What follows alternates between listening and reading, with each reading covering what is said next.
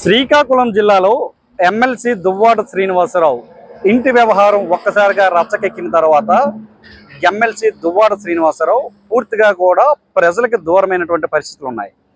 అయితే ఎమ్మెల్సీ గతంలో నివసిస్తున్నటువంటి ఇల్లు ఏదైతే ఉందో ప్రస్తుతం మనం ఆ ఇంటి వద్దే ఉన్నాం. మనం ప్రస్తుతం చూడొచ్చు కూడా ఆ దృశ్యాన్ని. ఏదైతే ఎమ్మెల్సీ గత 30 రోజులుగా కూడా భార్య వాణి ఇక్కడికి వచ్చి నిరసన వ్యక్తం చేసినటువంటి పరిస్థితుల నేపథ్యంలో 30 రోజుల పాటు ఎమ్మెల్సీ మనం చూస్తున్నటువంటి ఇంటికే కేవలం పరిమితమైనటువంటి పరిస్థితి ఉంది. అయితే అనూహ్యంగా ఎమ్మెల్సీ దువ్వాడ శ్రీనివాసరావు ఇప్పుడు మీరు చూస్తున్నటువంటి ఇల్లుని దిబ్బల మాదిరి లివింగ్ రిలేషన్షిప్లో ఉన్నటువంటి దిబ్బల మాదిరికి రాసి చేయడంతో ఇక్కడ నుంచి భార్య వాణి పూర్తి స్థాయిలో కూడా తన సొంతంగా ఉన్నటువంటి ఇంటికి వెళ్ళిపోవడం జరిగింది. అయినప్పటికీ కూడా ఆ రోజు నుంచి రిజిస్ట్రేషన్ జరిగిన మరుక్షణం నుంచి కూడా ఎమ్మెల్సీ దువ్వాడ శ్రీనివాసరావు ఈ ఇంటి నుంచి కూడా పూర్తి స్థాయిలో కూడా మాయమయ్యారు. అయితే ఆ రోజు నుంచి మాయమైనటువంటి ఎమ్మెల్సీ దువ్వాడ శ్రీనివాసరావు ప్రస్తుతం ఎక్కడున్నారు అనేది కూడా చర్చనీయాంశంగా మారింది. గత కొద్ది రోజులుగా కూడా ఎమ్మెల్సీ దువ్వాడ శ్రీనివాసరావు ఎవరైతే ఉన్నారో ఆ ఎమ్మెల్సీ దువ్వాడ శ్రీనివాసరావు ఇక్కడ ఉన్నటువంటి నివాసంలో కూడా లేరు. అలాగే తన భార్య నివసిస్తున్నటువంటి వెంకటేశ్వర కాలనీలో ఉన్నటువంటి ఇంటిలో కూడా లేనటువంటి పరిస్థితులు ఉన్నాయి. అనునిత్యం కూడా ప్రజా సమస్యలపై పోరాడుతాను, ప్రజల సమస్యలపైన నేను ఉంటాను, ప్రజల మధ్య తిరుగుతానటువంటి చెప్తున్నటువంటి దువ్వాడ శ్రీనివాసరావు ప్రస్తుతం అజ్ఞాతంలోకి వెళ్ళిపోయి దాదాపుగా కూడా 40 రోజులు పైచిలికే గడుస్తున్నటువంటి పరిస్థితి ఉంది. అయితే ఇదే అంశం పైన మనతో మాట్లాడడానికి టెక్కలి జనసేనకు సంబంధించినటువంటి నేత శ్రీధర్ గారు మనకు అందుబాటులో ఉన్నారు. ఆయన్ని అడిగి అసలు దువ్వాడ శ్రీనివాసరావు అసలు ప్రజా సమస్యలపై పోరాడేనటువంటి యోధుడైనా, అసలు దువ్వాడ శ్రీనివాసరావు ఎక్కడున్నాడు, దువ్వాడ శ్రీనివాసరావు ఎందుకు అజ్ఞాతంలో ఉన్నాడనే చాలా అంశాలను కూడా మనం అడిగి తెలుసుకున్న ప్రయత్నం అయితే చేద్దాం. నమస్తే అండి. అసలు ఎమ్మెల్సీ దువ్వాడ శ్రీనివాసరావు గారు ప్రజా సమస్యలపై పోరాడుతానని చెప్పి బహిరంగంగా చాలా పెద్ద ఎత్తున కూడా మాట్లాడుతుంటారు కదా, అలాంటి శ్రీనివాసరావు ఇప్పుడు అజ్ఞాతంలో ఉండడాన్ని మీరు ఏ విధంగా చూస్తారు? దువ్వాడ శ్రీనివాసరావుకి అసలు ప్రజా సమస్యలు అనేవే పట్టవు. అలాంటి వ్యక్తి పోరాడతానని చెప్పడమే పెద్ద విడ్డూరం. ఎందుకంటే దువ్వాడ శ్రీనివాసరావు ఏ రోజు కూడా ప్రజల్లో లేడు. ఆయన తన సొంత వ్యవహారాల మీద సొంత కథలు నడుపుకోవడం, ఈ మధ్య కొత్తగా కుటుంబ వ్యవహారం నడిచింది తప్ప దువ్వాడ శ్రీనివాస్ ప్రజల కోసం ఎప్పుడు ఆలోచించలేదు. ఆయన అసలు ఎమ్మెల్సీగా అర్హుడే కాదు. అలాంటి వ్యక్తి ప్రజల కోసం నేనేదో పోరాడతాను అందరి కోసం అనే చెప్పి రకరకాల ఊకదంపుడు ఉపన్యాసాలు చెప్తాడు తప్ప దువ్వాడ శ్రీనివాసరావు ఎప్పుడు కూడా ప్రజల్లో లేడు. ప్రజల కోసం ఎటువంటి పోరాటాలు చేయలేదు. అంటే దువ్వాడ శ్రీని హిస్టరీ చూస్తే అనేకమైనటువంటి వ్యక్తులతో వ్యక్తిగత జీవితంలోనికి వెళ్ళి తొంగి చూసినటువంటి దువ్వాడ శ్రీనివాసరావు ప్రస్తుతం తన జీవితాన్ని కూడా పూర్తిగా బట్టబయలు చేస్తే నడి రోడ్డు మీద నిల్చున్న పరిస్థితి ఇప్పుడు ఉంది. అసలు ఈ పరిస్థితికి ప్రధానంగా ఎటువంటి కారణాలు దోపరించాయంటారు? దువ్వాడ శ్రీనివాసరావు గత 35 రోజుల నుంచి చూస్తుంటే కనుక తన కుటుంబ వ్యవహారం ఒకటి టెక్కల్లో పెద్ద ఎత్తున నడిచింది. దానికి సంబంధించి ఆయన ఇంటికే పరిమితం అయిపోయాడు. అలాగే చూసుకుంటే ఈ మధ్య కాలంలో ఆ ఇంటిని కూడాను దొంగతనంగా రిజిస్ట్రేషన్ చేసేసి ఇక్కడ నుంచి పారిపోయాడు. ప్రస్తుతానికి దువ్వాడ శ్రీనివాసరావు ఇంట్లో లేడు, టెక్కలి ప్రజలకు అందుబాటులో లేడు. టెక్కలి విషయాలనేవి ఆయనకి పట్టు పట్టడం లేదనమాట. సో అలాంటి దువ్వాడ శ్రీనివాసరావు కోసం ఎంత తక్కువ మాట్లాడుకుంటే అంత మంచి. దువ్వాడ శ్రీనివాసరావు అనే వ్యక్తి అసలు ప్రజల చేత చేదరించుకోబడ్డాడు ఈ రోజు టెక్కల్లో. కానీ 40 రోజులుగా అజ్ఞాతం ఉన్న దువ్వాడ నేను మళ్ళీ ప్రజల మధ్యలోకి వస్తాను, నాకు జరిగిన అన్యాయాన్ని ప్రజలకు వివరిస్తాను, మళ్ళీ నేను రాజకీయాల్లో చురుకైన పాత్ర పోషిస్తాను, నా జీవితం పూర్తి రాజకీయానికి అంకితం అని చెప్తున్నారు. ఆయనకేం అన్యాయం జరిగింది? అసలు చేసిందే ఆయన ఒక ఫ్యామిలీని రోడ్డు మీద పడేశాడు.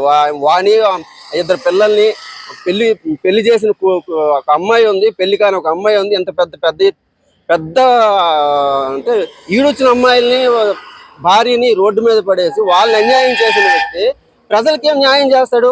అసలు ప్రజలకి న్యాయం చేయాలంటే ముందు తన ఇల్లు తను బాగు చేసుకోవాలి.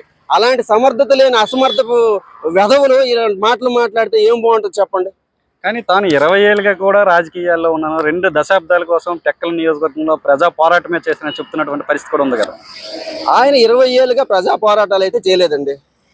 దీనిపైన నేను ఖచ్చితంగా చెప్పగలను. ఆయన 20 ఏళ్ళుగా రాజకీయ భిక్ష కోసం ఎదురు చూశాడు. 4 వెనకాల తిరుక్కున్నాడు, 4 క్వారీలు వేసుకున్నాడు, 4 డబ్బులు సంపాదించుకున్నాడు.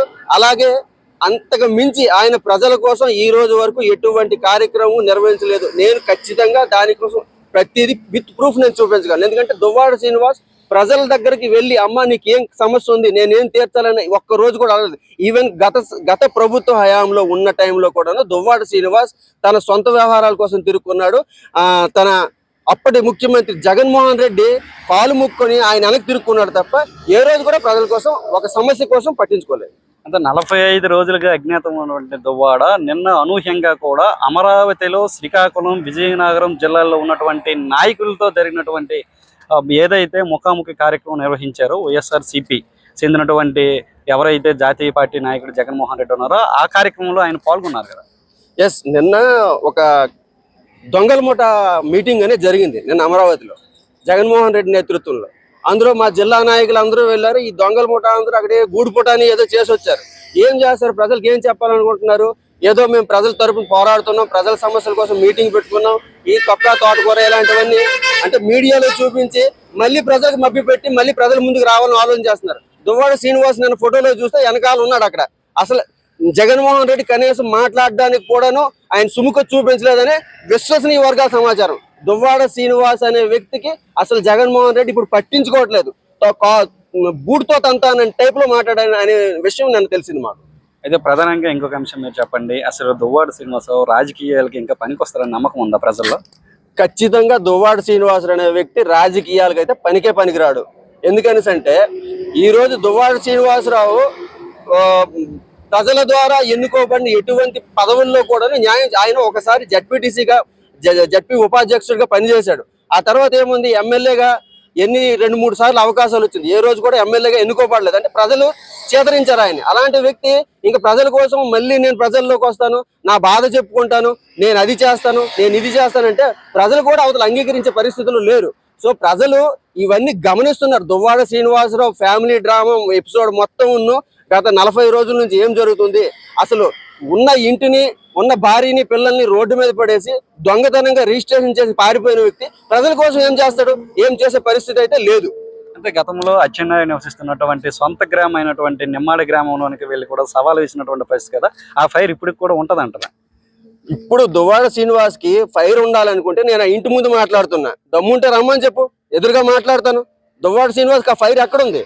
దువ్వాడ శ్రీనివాస్ ఆ రోజు ఏదో ప్రభుత్వంలో ఉన్నాడు కనుక అచ్చెన్నాయుడు మీద పై చేయి సాధించాలని చెప్పేసి ఆయన పైన ఊకదంపుడు అక్కడికి వెళ్ళి 4 గొండాలు వేసుకుని 4 కత్తులు కటార్లు వేసుకుని వెళ్ళి ఒక సుమో మీద ఎక్కి వీరంగం చేశాడు.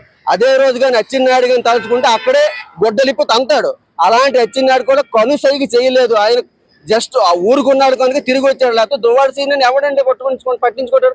దువ్వాడ సీని తాపులు తినే రోజులు దగ్గరలో వచ్చాయి.